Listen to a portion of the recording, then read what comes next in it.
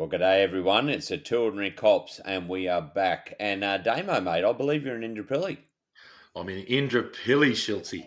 A few technical dramas with the live recording, so I'm upstairs, you're downstairs. It's kind of weird, but that's all right. Yeah, I suppose the joy of actually doing it inside, though, we don't have the problem with the birds. So, yeah, it makes it a bit less editing when I try and get rid of the background noise. So, yeah. Well, we do like the birds. We just don't like them on the podcast. That's all. that's right. Exactly. Yeah, mate. I'll start off with a couple of shout outs. So yeah, Mark from VicPol. Yeah, big shout out to him. He's been in contact with us, and if anybody out there has any questions for VicPol, send them through to us, and we'll pass them down because every jurisdiction is slightly different on how they handle things. Yeah. It could be anything to do with pursuit policy because each area seems to have a different pursuit policy, and or youth crime and all that sort of thing. So if you do have any questions for VicPol, send them through to us, and we'll pass them down and see what information we can get for you. Because Yeah. neither of us really spent much time down there, Damo.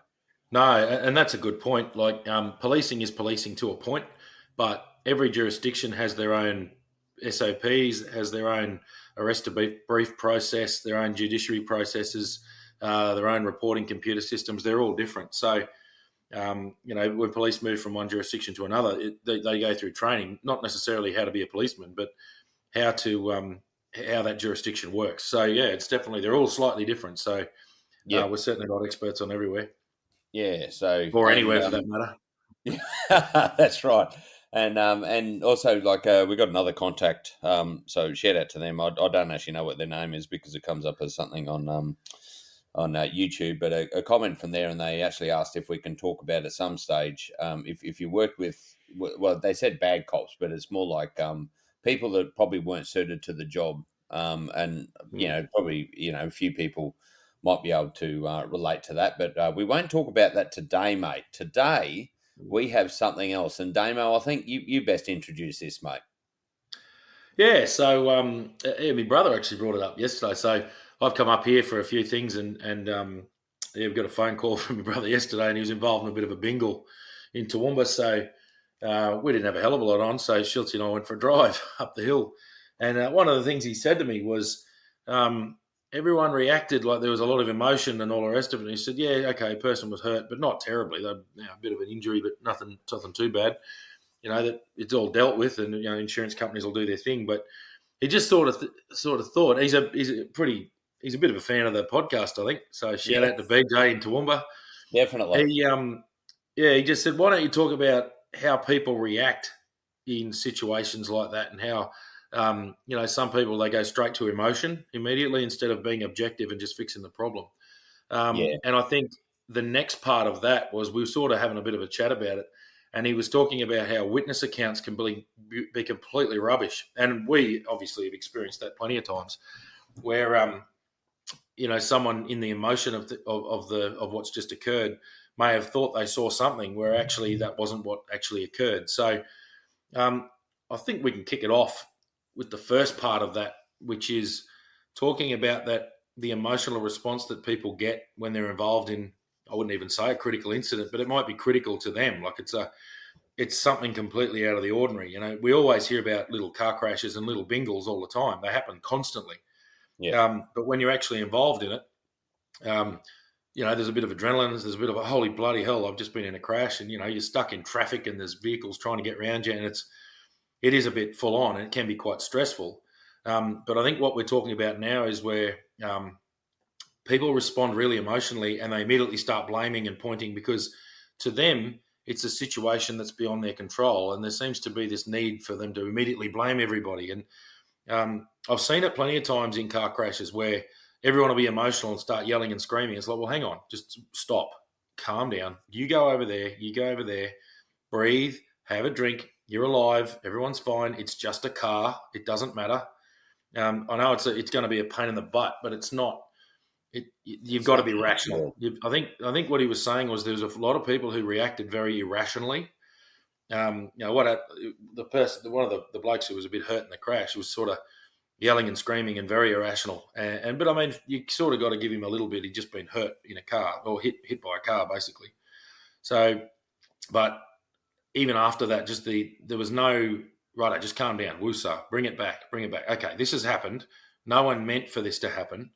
It's a situation that we now need to fix, and we need to start looking at our objective priorities. Number one, protect life. Well, let's make sure that rubberneckers don't run over someone else. So to me, it's just first aid 101. It's the danger. What other danger still exists here? Yeah. Right. Okay, there's no danger. We've eliminated that problem. We've identified that risk and the hazard, and we've brought in a control to fix it, which for those work health safety types is just work health safety 101. And then it's the whole, righto, so you're injured. We need an ambulance for you. You need to go to hospital. We've got the cars off the road. Traffic's flowing again. So it's a matter of working through that emotion. And I'm not really speaking from a police point of view. I'm sort of talking more if you're just a citizen and you're involved in a crash. And I think some people are very good at this. There's a lot of people who are very good at just being rational and going, right, calm down, let's fix the problems. But a lot of people do just fly off the rail and panic and act very irrationally. And you would have seen that, going to little car crashes. We just went to thousands of them, little bingles. Yeah. You just turn up and basically check everyone's licenses are okay, make sure the drivers and make sure the people involved have exchanged information, breathalyze the drivers, and basically make sure the road's clear and move on. Yeah. So it's not really a big deal to emergency services, but yeah, the people involved, it can get quite stressful. But yeah, what are your thoughts, mate? You got any experiences with that? Well, mate, I was just going to one of the things is because they're talking about different accounts and all that sort of thing, and I'll go back. I've mentioned this once before, and look, some people may disagree with the way I put this, but whenever I was training even the young officers, I always said question the victim more than you do the offender. Or alleged victim, because how many times have you actually taken a statement from someone and found out they're the offender? So you always never fully trust somebody that's telling you a story, because they will manipulate it. Not everybody, but some people will manipulate it so it suits their circumstances. So that's probably one of the things. But in different witness accounts, everybody sees things differently. And sometimes you'll get some witness accounts and look, and sometimes they actually, they don't do it intentionally, but they actually give you the wrong information. And some people see it as a blue shirt, or and it's a red shirt or something like that. And it's not till your CCTV is very good for clearing a lot of those discrepancies up. And you can also some of the witnesses you speak to as well. Some of them downright lie to you. And some of them just don't, you have some people that can give an excellent report back on exactly what happened, right down to their toenails just about. And then you get some people that couldn't even give you the hair color. No. So everybody's different. Yeah, and it is just different personality types, I think. And I think a lot of that has to do with an emotional response. Like if people aren't having a mad adrenaline dump. Like if I was to watch something like a crash or something occur on the road, I don't think we'd have a mad adrenaline dump. I think we'd just go, right, what's the biggest problem here? And it's like, well, I think the first thing I'd look at is what other traffic's barreling along the road? Like what else is going to crash into this thing? Yeah. And sort of realise, but that comes with the experience of knowing that the most dangerous thing is the other traffic on the road in that situation. But I think so the witness accounts is part of what we're talking about. But it's also just that trying to keep people rational at a scene. So there's sort of two parts to what we're talking about. And I think what BJ was saying was at the very beginning, there was quite a lot of irrational yelling and stuff like that, even from other witnesses. I think someone yelled at him that you needed to slow down. He said, my car went from moving to stopped in 1 meter. It wasn't that I was going too fast. I wasn't. I just didn't see the guy, and that was that. So, someone's reacted and just gone, oh, crash, you were going too fast. And they haven't thought. They've just fired from the hip. But he did say that particular woman was then later on was sort of giving him a hug and all the rest of it. So everyone calmed down eventually. But it's important to move like that initial response, just to take a breath, just calm down. Right, what do we need to do to fix this problem? Think objectively and just remove the emotion and just go, right, this has occurred. We can't change that. How do we fix it? And then with the witness account side of things, often when you get an adrenaline dump, your focus will go straight to something that your brain has identified as the most important part of that particular incident. And it may be that that particular thing that you noticed is amplified beyond reality in your own brain. So, people can say, oh yeah, this guy, he cut that car off, and there, as a result, this crash happened. And then sometimes you'll often get dash cam footage back that might be completely different from that. So it's important to just step back and work through what you actually saw, and don't embellish. You only ever tell exactly what you saw, and I don't know is a perfectly legitimate answer, or I'm not quite sure about that. I think I saw this happen.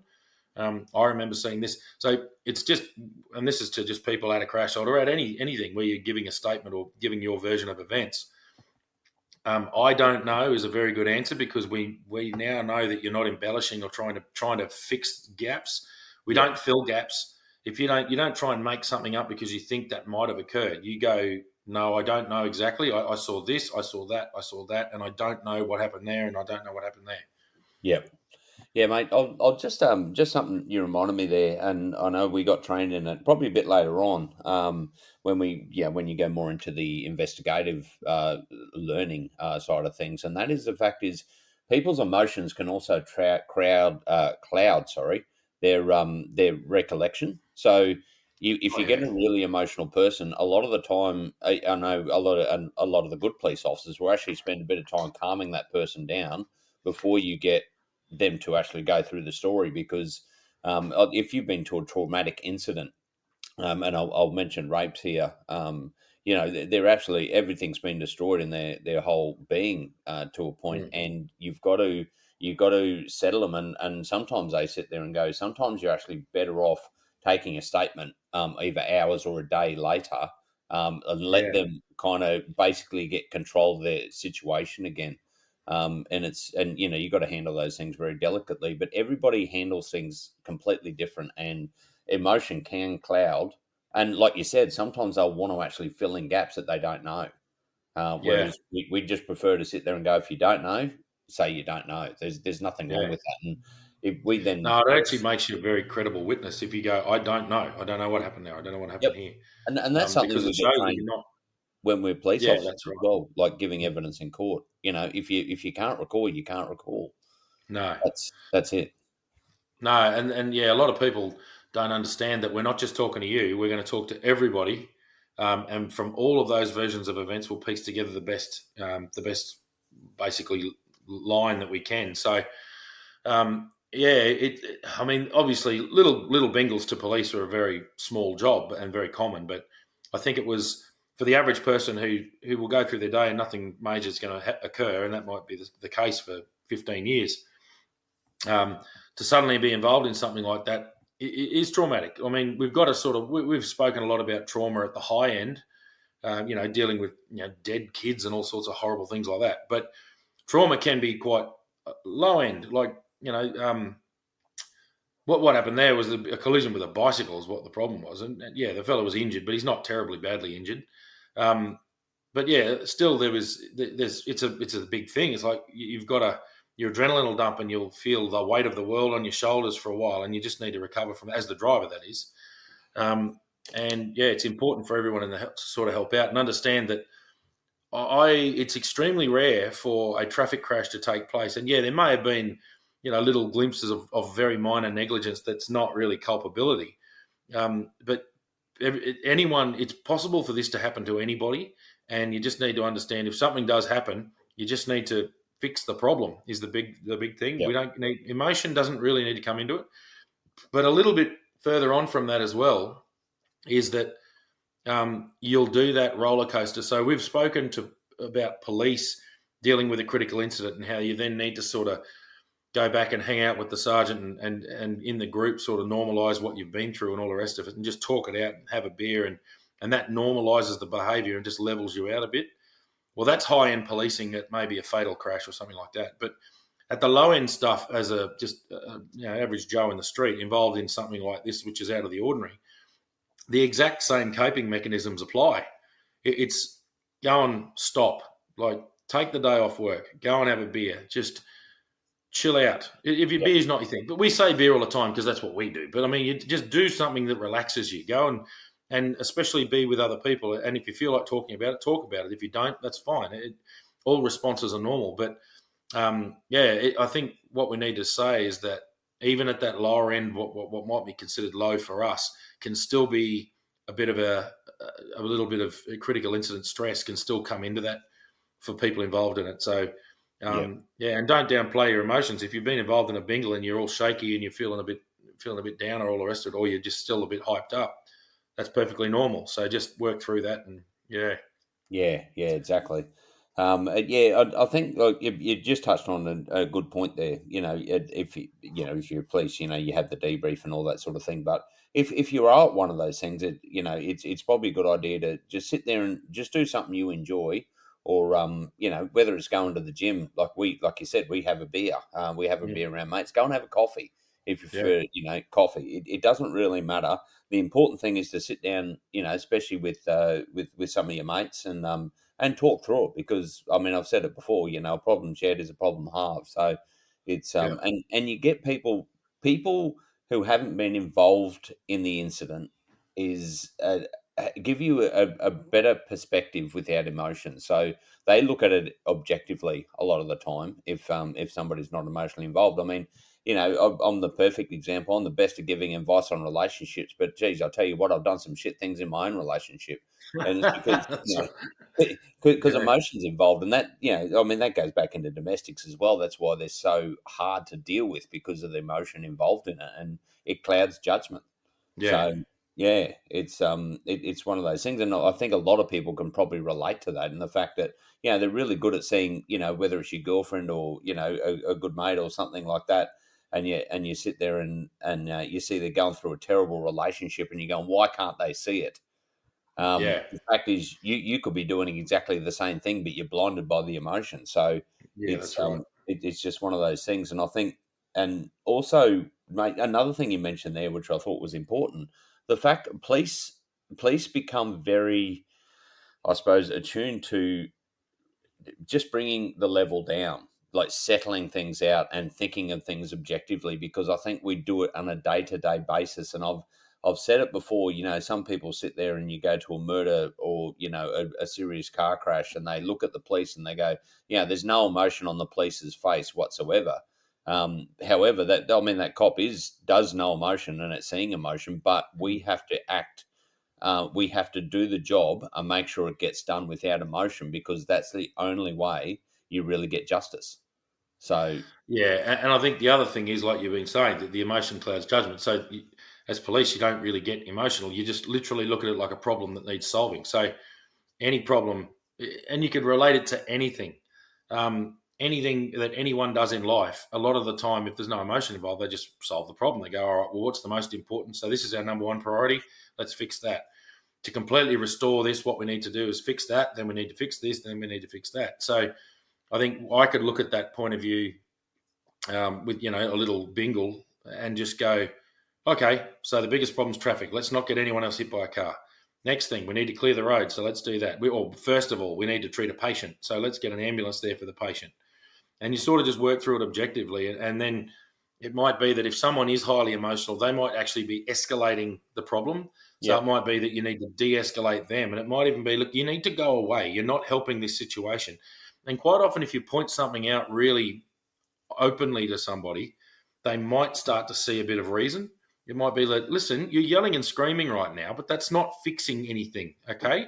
Just you need to calm down. But quite often that won't work. If you tell someone to calm down, the first reaction is, don't tell me to calm down. Yeah. So you mightn't use those words, but it might be like, okay, so obviously you're a lot involved in this. What do we need to do next? Well, he needs to get arrested. Well, no. Okay, maybe, but that can happen later. There's no urgency in that. What's the most urgent thing right now? Oh, well, that person needs to go to hospital. You're right. I agree with you. So you know what? Let's get an ambulance here and let's get that person treated with first aid and let's get them out of here. There's no point yelling and screaming. It's not going to fix anything. No, it's not going to. It's not going to achieve anything.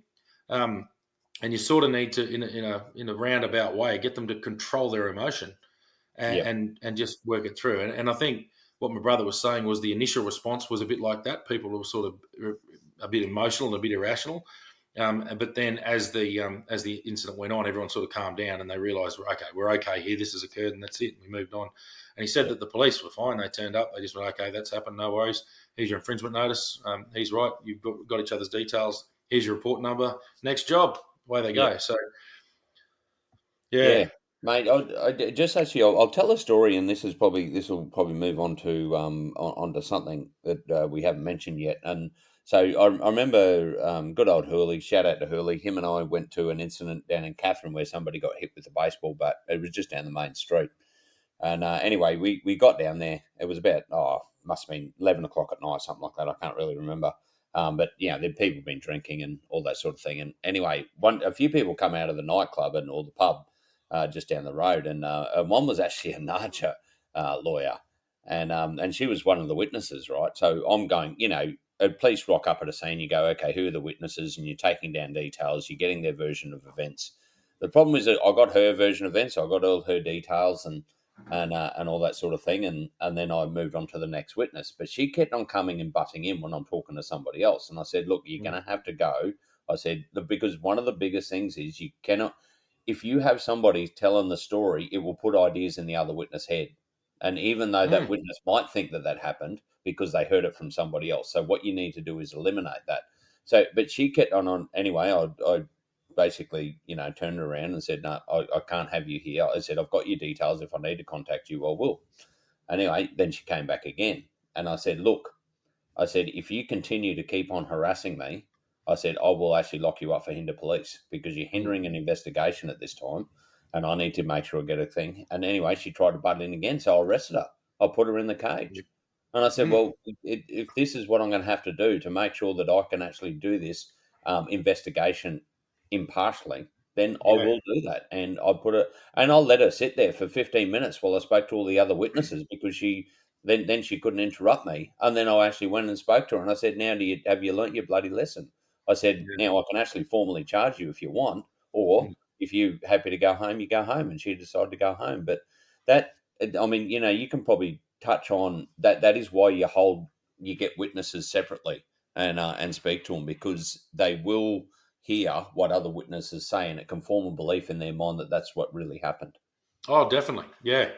No, the old witness accounts is an interesting thing. And absolutely you need to separate them out because even police incidents, someone might say, oh, did you see that fella came out around the corner with this is just a theoretical incident, yeah? Yeah.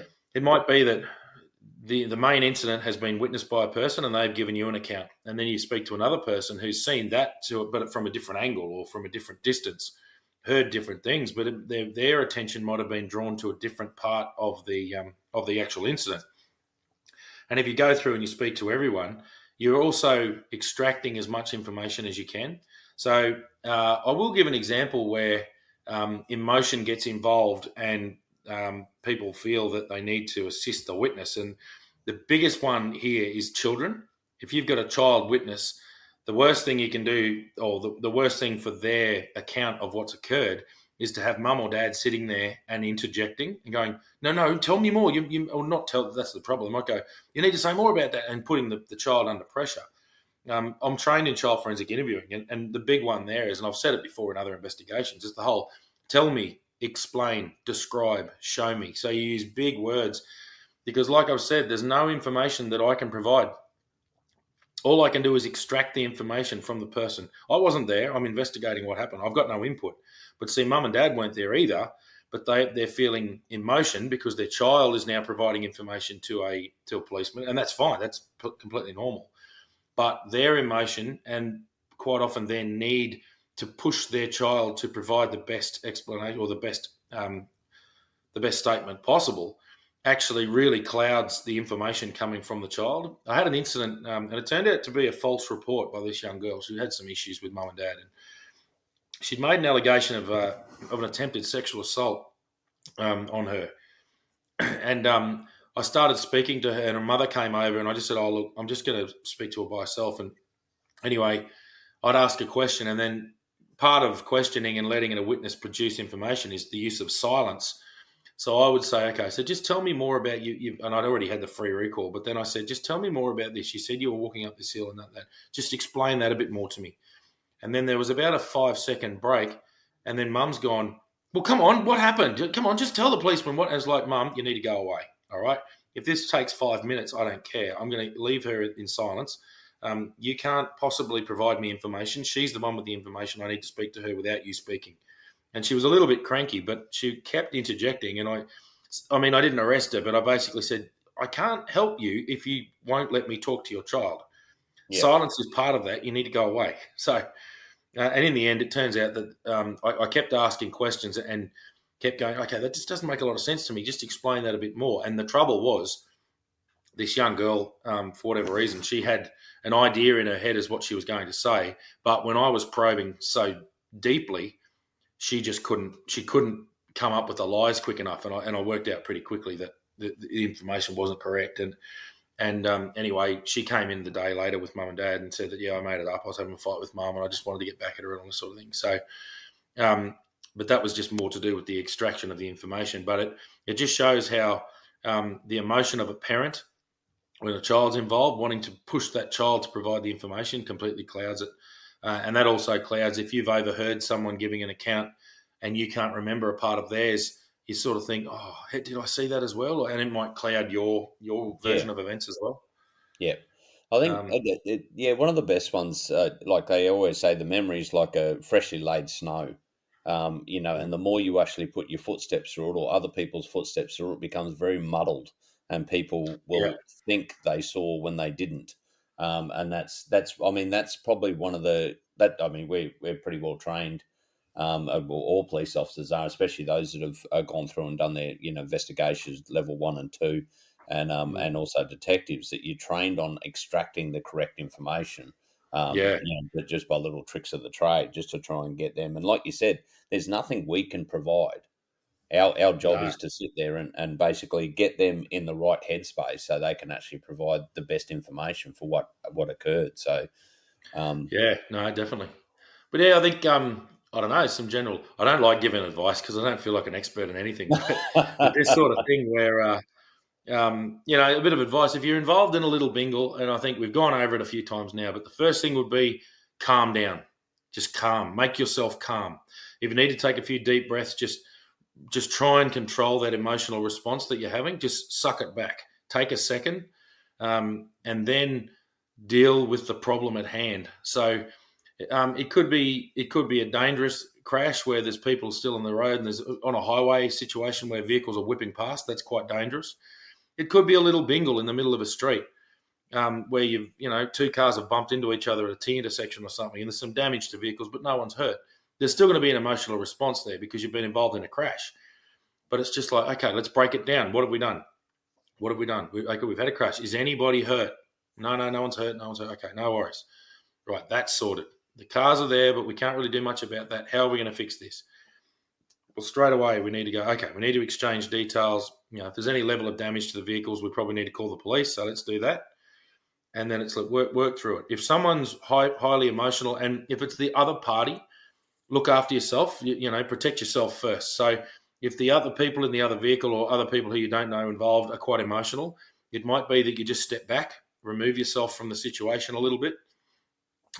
If you ever feel in danger in a crash, get out of there and call 000 and tell them that I'm in danger. Or this person's reacting quite violently.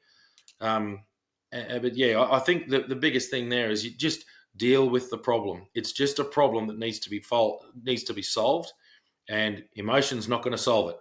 So I think that's the takeaway from the whole thing. Yeah, exactly. That's all. It's all really good advice. It's important to sit back and actually look at things, from a fresh set of eyes, so to speak. Yeah, mate. I've just remembered, and I better mention it now because I just as you were talking there, we did get another response as well. My mum's hairdresser. So mum, we got the hairdresser listening, and big shout out to her. And she would like to hear more about bush policing. So we'll probably go a bit more involved in bush policing later on. We've already done a couple of episodes in relation to that, but we can probably go into a bit more intricate, especially I suppose my time out at Ramangini. I've touched on a few things there, but I'd more probably go into the lifestyle of what policing is out there. Is probably a good point. But thanks for the feedback on that, and we'll definitely talk about that in another time. Yeah, no, definitely, and yeah, share it around if you like what you're hearing. We like to grow, so yeah, share it around and show other people the podcast, and let us know what you think. If there's something you don't like, let us know. And another thing my brother pointed out, he said you can go into this. I don't know much about this stuff, but apparently you can go into your into the settings where you get your podcast, and you can hit auto download. Well, that way you've got it there. If if you're going on a long drive out in the bush and your mobile phone's a bit patchy, you've still got the podcast there. So yeah, we appreciate that, and we love the fact it's growing and that people like what we're saying. So yeah, it's Yeah, good. And if you don't like it, please tell us. that's right. Yeah. Tell it. Yeah, tell us if you think we're shit and need to get off the air. Then let us know. Yeah, We'll well, we won't no. listen, but tell us. But yeah, and look, keep the feedback coming. You can get in contact. Most people actually message us through our Facebook. Yeah, To Ordinary Cops.